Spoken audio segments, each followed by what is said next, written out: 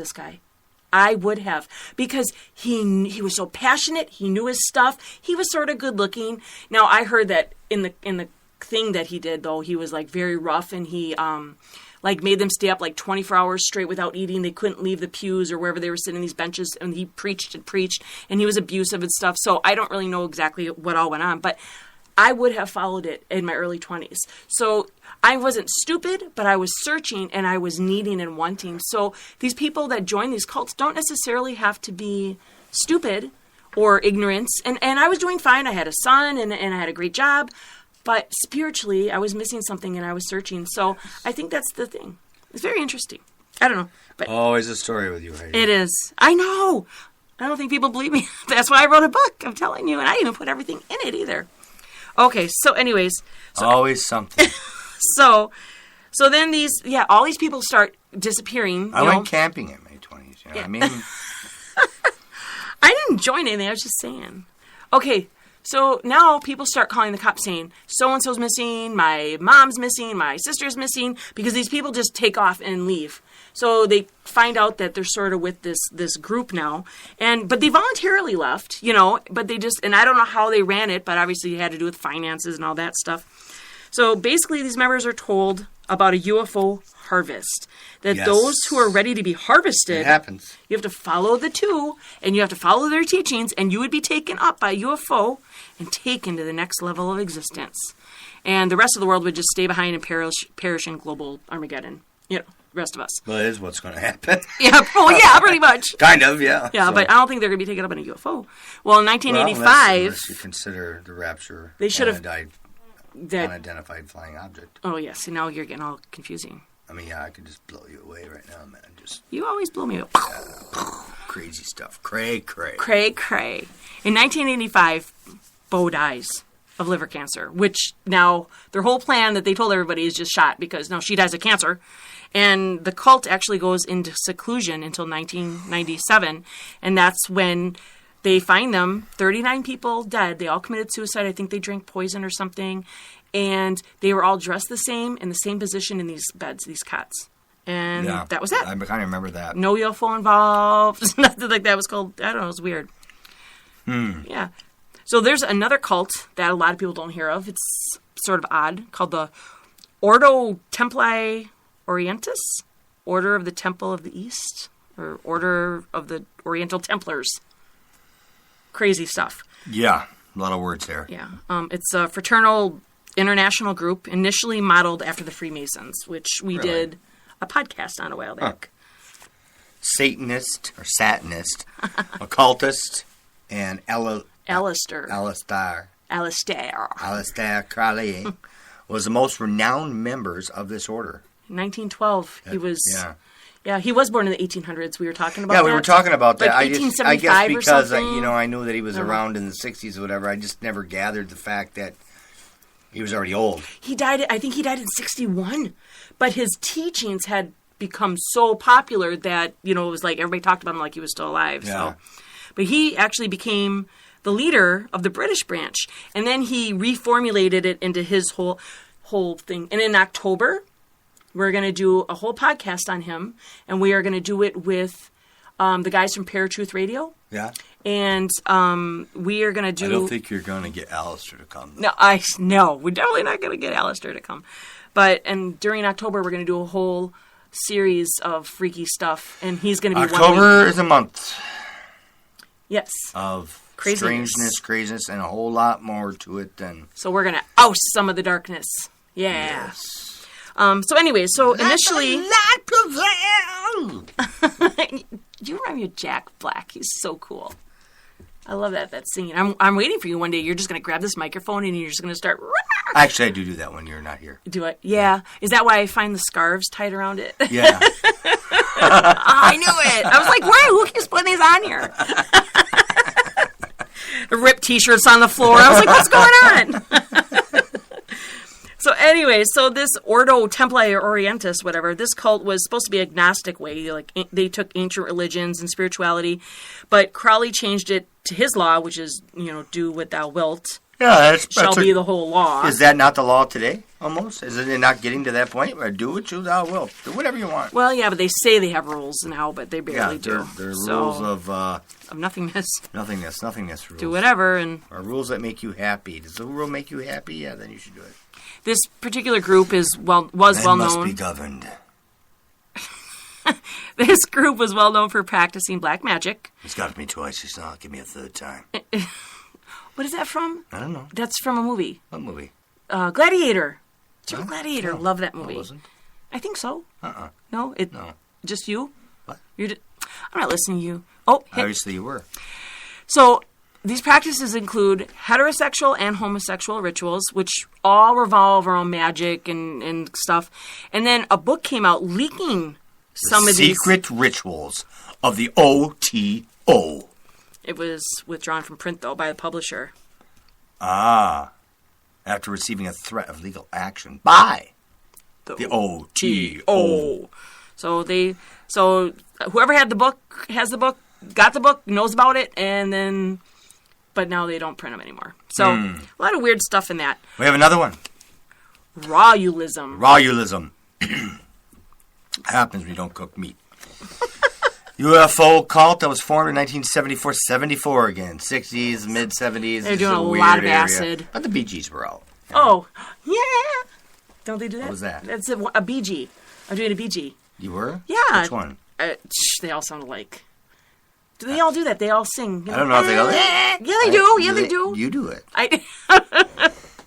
Well, all right. The atheist, Claude Vorlenhorn. Yeah. What happened to Bob? Yeah, just simple names like It's Bob. always got to be like... My name is Claude Vorlenhorn. Believe that all life on Earth was formed in scientific labs by species of extraterrestrialisms. Yeah, they believe that the members of this species would materialize in human form when they had personal contact with the humans that they created. Oh, I got here, babes. They believe that this species were mistaken when we read about angels and cherubim and gods. They're saying that that's what these species really were. And they're called Elohim. This is funny here. She's going to read.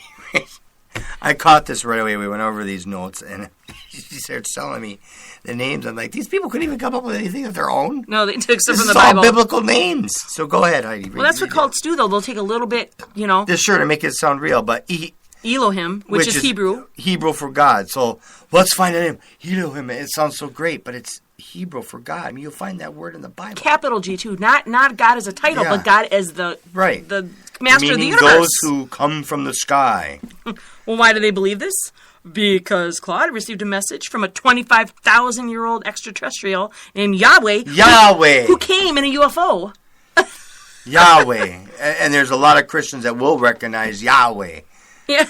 But according to him, it was a 25,000-year-old another name E.T. for Jesus. Yeah. In, what is the Greek word? Hebrew, but yeah, Yahweh. but these guys think he's an extraterrestrial, 25,000 years old. And he came from a UFO, Scott. That's why they believe him. Because he said so. He said so. He said so. So it all has to do with DNA manipulation and genetic engineering, which sort of sounds like the government now. So I guess... We love the government. We do. I do like government, yes. I'm so glad they're here. I love doing taxes and being honest. Yes. Red, white, and blue. No. Yes. The big O for Obama. Yes, all of it. Yes, Thank you. Thank you, government. They say is right. We're wrong, and I'm going to listen to them. Yes, 40 people to act as prophets on earth. Moses, Buddha, Jesus, Muhammad. And Muhammad. That's some of them. Yeah. So they're taking stuff from the Bible and they're just relating it to UFO. And then they grabbed Muhammad too. So they grabbed him out of a different religion. And Buddha of another religion. Yeah, no, they took all of them. Like, all the prophets. He's a prophet. If we grab a little bit out of each book, they're bound to believe us. Well, their main focus is on the philosophy of sexual independence and individuality. And they're like strong advocates for erotic sensual activities. There's a lot of religions that revolve their things around sex and sexual things and stuff, and it's like they don't need to do that now because it's all cable.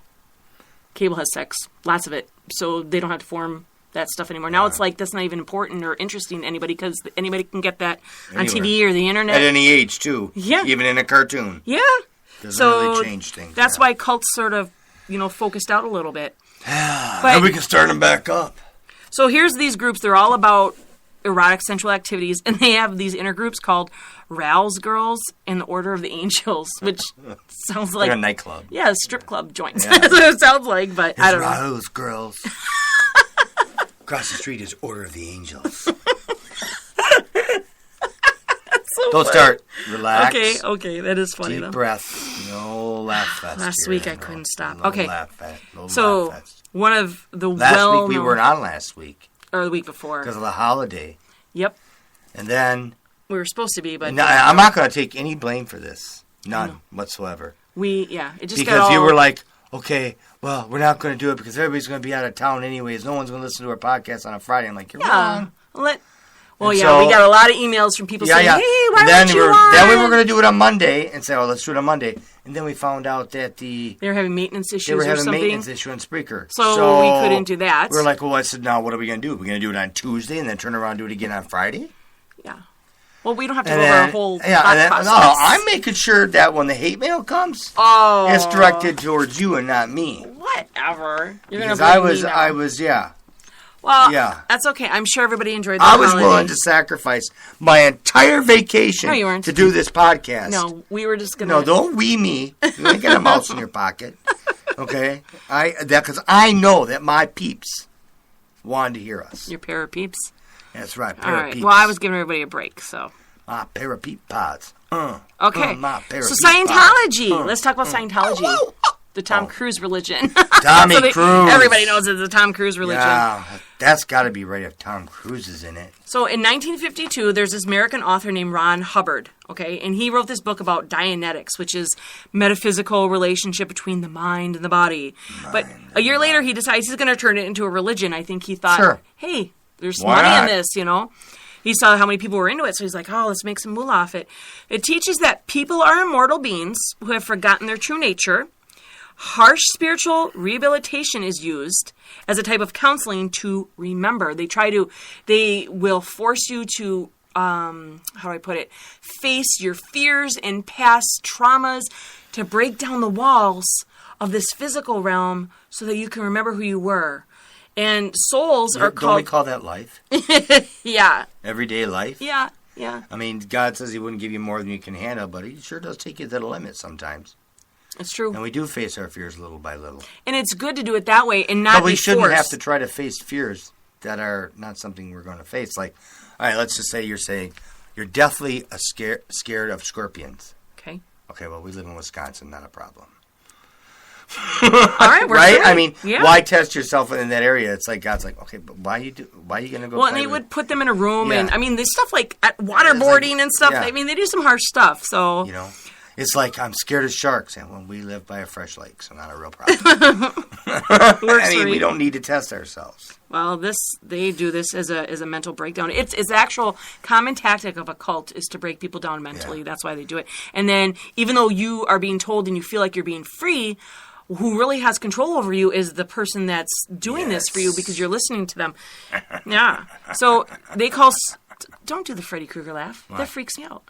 He's scary. I know he's scary, he's so but I'm scary. Good at it. It's from the 80s. Oh, yeah, 80s. He's still wearing that same shirt. Yeah, he is. But he's so cool. I'm sure he's got like 10 of them. Yeah. So they call souls thetans, and it's reincarnated, and they live on other planets before living on Earth. Yeah. Yeah, very weird. Yeah, I knew that. So some of these people, Tom Cruise, John Travolta, Kirstie Alley, Greta Van Susteren from Fox News, her. Oh, really? Yeah, she's a Scientologist. Shaka Khan. Shaka Khan? Shaka Khan, yeah.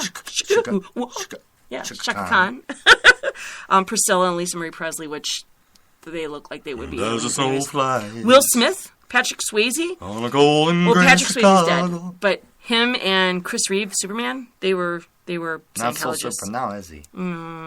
That's sad.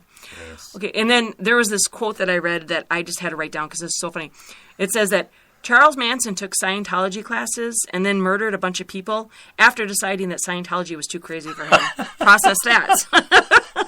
That's so funny. Charles Manson says that's nuts. I mean, of all Scientologists, man, are crazy. Yeah, Charles Manson. That's hilarious. Really? And then the media lately is saying that Tom Cruise is leaving Scientology, but it's not true. It's for publicity for his new Mission Impossible movie. So they don't want people to think he's He's a whacked good out. actor. Yeah, but people are so weirded out by how Well, weird